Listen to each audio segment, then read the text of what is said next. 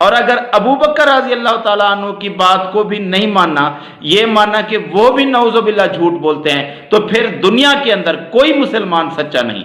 کی بات کو جھٹلا رہے ہو، جب نبی کی بات نہیں ماننی تو پھر کسی امام کی بات کیوں ماننی؟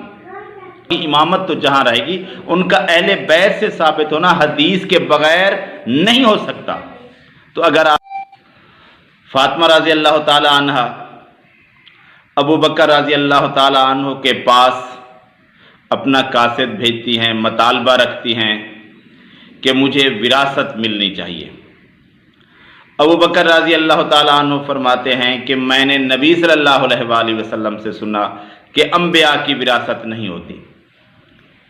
اس موضوع پر میں نے بات کی اور میں نے کہا کہ جب حدیث آ گئی واضح طور پر کہ انبیاء کی وراثت نہیں ہوتی، نبی صلی اللہ علیہ وآلہ وسلم کا فرمان آ گیا، تو پھر آپ قرآن سے اپنی مرضی سے مطلب نہیں نکال سکتے۔ تو پھر ایک شخص نے اعتراض کیا کہ جب قرآن کہتا ہے کہ وراثت ہوتی ہے تو پھر آپ کیسے کہتے ہیں کہ وراثت نہیں ہوتی؟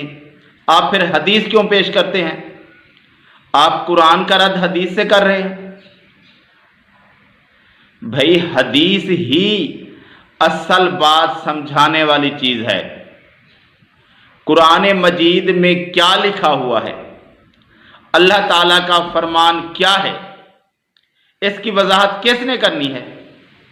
اس کی وضاحت اللہ کے رسول صلی اللہ علیہ وآلہ وسلم نے کرنی ہے۔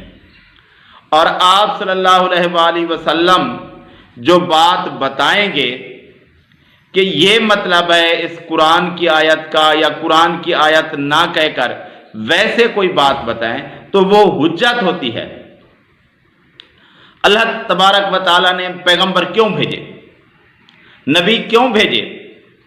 اگر صرف کتاب سے ہی کام چلنا تھا تو اللہ تبارک و تعالیٰ فرشتے کے ذریعے کتاب پہنچا دیتے اور لوگوں سے فرماتے کہ اس پر عمل کرو۔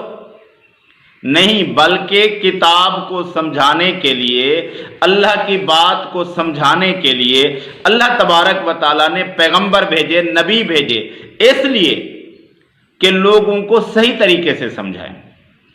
اور قرآن مجید کا اصل مطلب کیا ہے، اللہ تعالیٰ کی شریعت اصل میں کیا ہے، یہ انبیاء نے سمجھانی ہوتی ہے۔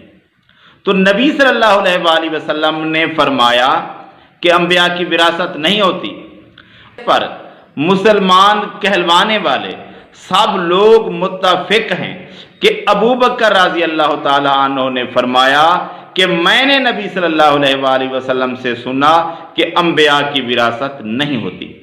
اس بات کو شیعہ بھی مانتے ہیں کہ ابو بکر رضی اللہ تعالیٰ عنہ نے یہ فرمائی بات، اور ہم اس بات کو جس طرح ہمارے پاس پہنچی ہے کہ ابو بکر رضی اللہ تعالیٰ عنہ نے فرمایا صحیح سمجھتے ہیں کہ انہوں نے فرمایا کہ نبی صلی اللہ علیہ وآلہ وسلم نے مجھ سے کہا کہ انبیاء کی وراثت نہیں ہوتی۔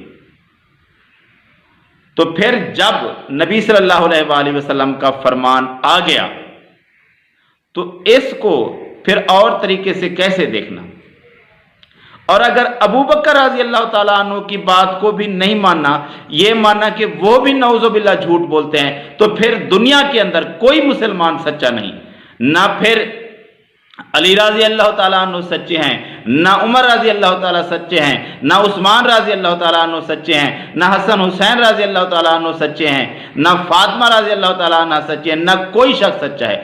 جب جو امت کا سب سے معتبر ترین شخص جھوٹا ہے نعوذ باللہ، تو پھر کون سچا ہے؟ ابو بکر کی بات سب لوگ مانتے کہ انہوں نے یہ کہا۔ جب انہوں نے یہ کہا، اگر وہ جھوٹے ہیں تو پھر نعوذ باللہ پوری امت جھوٹی ہے۔ اب بات رہ گئی قرآن کی۔ حدیث کو قرآن سے سمجھنا ہے یا قرآن کو حدیث سے سمجھنا ہے؟ قرآن آیا، اللہ کی کتاب آئی، اس کو حدیث کے ذریعے سمجھنا ہے۔ اور شیعہ تو اصل میں ان کا مذہب سارا دین ہے، یہ ساری تعویلات کرتے ہیں۔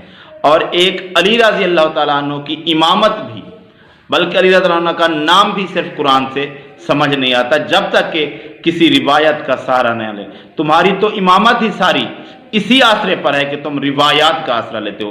कुरान मजीद में तो ऐसी कोई बात नहीं, अली रज़ी अल्लाह तआला अन्हु का नाम तक नहीं, इमामत तक नहीं, और उनका अहले बैत तक भी साबित नहीं होता है कुरान मजीद से कि वो अहले बैत में से शामिल है, वो भी हदीस से शामिल होता है। हम मानते हैं कि अली रज़ी अल्लाह तआला अन्हु अहले बैत से हैं, लेकिन हदीस की वजह से कुरान ये भी नहीं बताता कि अली रज़ी अल्लाह तआला अन्हु अहले बैत से हैं।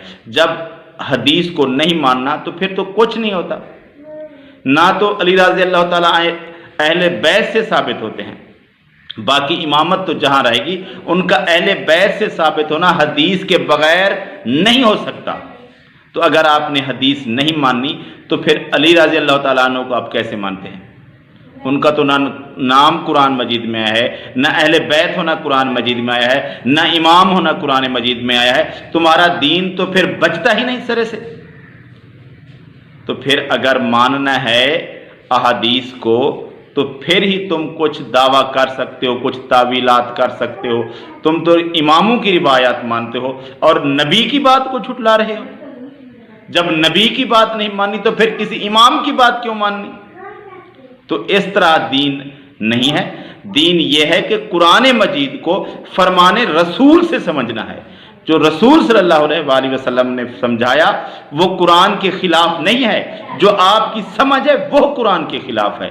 जो नबी सल्लल्लाहु अलैहि वसल्लम ने फरमा दिया वही हक है, उसको फिर किसी बात पर नहीं देखना। आप ले नबी सल्लल्लाहु अलैहि वसल्लम कोई बात फरमा रहे हो कि ये बात ऐसे करनी है और कोई शख्स खड़ा हो जाए, नहीं कुरान में मुझे ये समझ आया। ये तो इसी तरह बात है ना कि कोई शख्स खड़ा हो जाए, नबी से फरमाए, नबी से कहे कि मुझे कुरान इस तरह समझ आता है, आप जो कह रहे हैं ये बात सही नहीं है। हदीस तो नबी की बात है ना, तो फिर ये तो नबी पर एतराज है। तो कुरान नबी से ज्यादा और कोई नहीं समझने वाला। तो कुरान मजीद का असल मतलब क्या है? वो नबी सल्लल्लाहु अलैहि वसल्लम ने जो फरमाया वही सच है।